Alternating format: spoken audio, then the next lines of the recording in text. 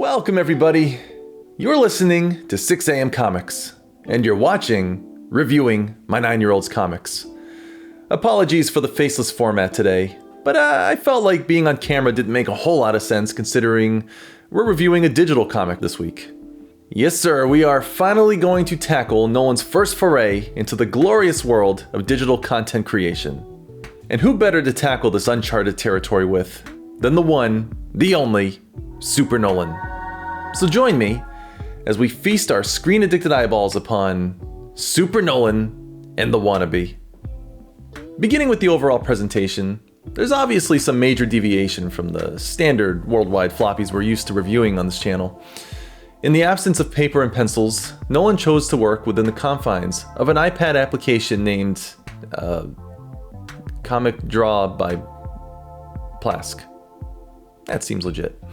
In any case, with these brand new tools at his disposal, he now had access to artistic techniques he'd never dreamed of. Things like text boxes and gradients, and I guess fill tools? Pretty high-tech stuff. The app also provided more accurate panel boxes, though he mostly ignored that. Good for you, kid. Never let the man tell you how to fill a square. Also of note, going digital removed the need to enlist the services of former editor and Big Brother Milo, as now the OS's built-in spell checker did the work of catching any pesky typos. Not that Nolan didn't find new ways to butcher the English language. Going digital also provided an incentive to go full color. So this issue features some of the more vibrant colors in the worldwide library, and rarely holds back on the special effects.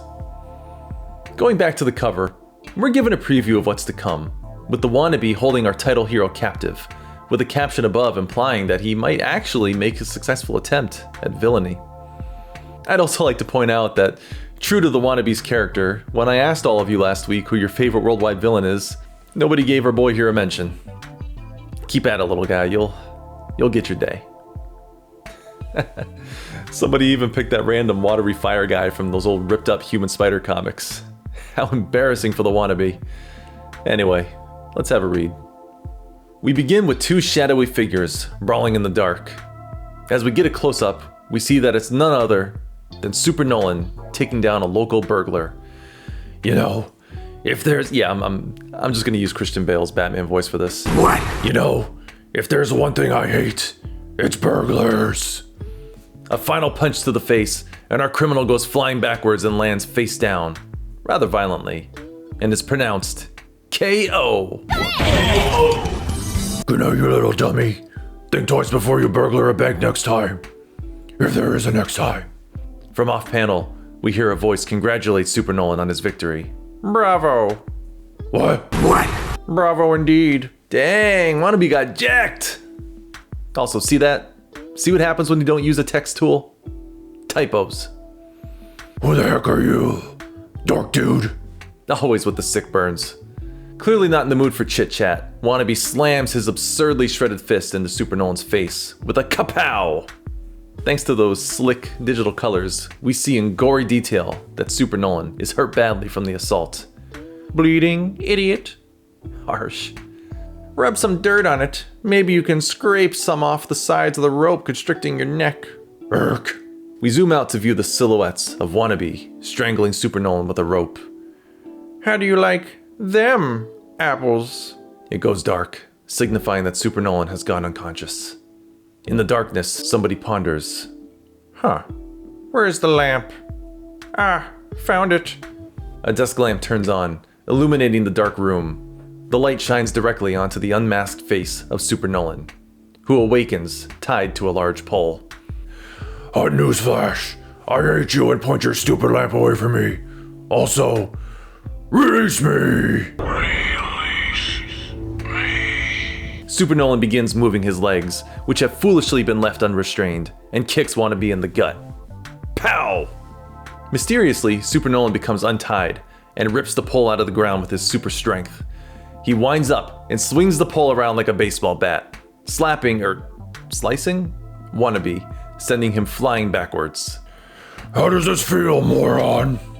Wannabe slams into the wall of his base, creating a massive crater in the construction. Finally free, Super Nolan launches into the air, to pursue his next adventure. We look back at where Wannabe landed, only to find that he is gone, and in his place, the shape of his body cracked into the wall. In our final panel, we see the silhouette of Super Nolan flying off into the city. The end! In my haste to review a digital comic, I may have reviewed this one out of order from the main timeline of Wannabe's evolution. Chronologically, Black Widow and the Wrath of Wannabe is sequentially the next tale following Red Recluse 2, as it picks up immediately where that issue ended, with Wannabe deciding he should probably lick his wounds and pursue another hero altogether, ultimately choosing the Black Widow. However, this book was technically completed first, so who really knows? Thematically speaking, however, you can really take any issue involving the Wannabe and his endgame is all the same.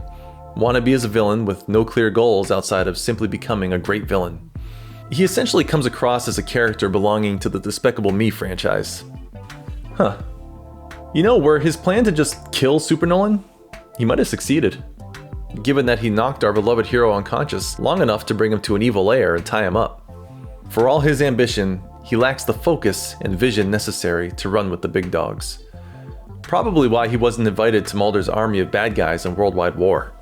Red Recluse predates that issue by quite a bit, and yet Mulder chose this thing over the already well-established Wannabe. A pity, really. I almost find myself rooting for the little guy. To Wannabe's credit, though, he achieved what few villains have failed to do in Super Nolan's history: get under his skin. While Red Recluse clearly enjoyed Wannabe's many attempts at crime, Super Nolan was probably the angriest we've seen him yet, and that's pretty impressive considering he's practically an invincible force of nature. This issue tends to be overlooked, mainly due to the fact that it's 100% digital with no physical print, outside of one very rare and valuable omnibus. Hence, few have had the opportunity to read it, at least as far as his normal audience of classmates goes. But while overlooked, it's quite a marvel in and of itself. Though I did find a plot hole when I realized that upon Super Nolan awakening to his capture, Wannabe's disgusting mass of muscles had disappeared without the narrator ever addressing it. Perhaps they were temporarily akin to a Jekyll and Hyde transformation.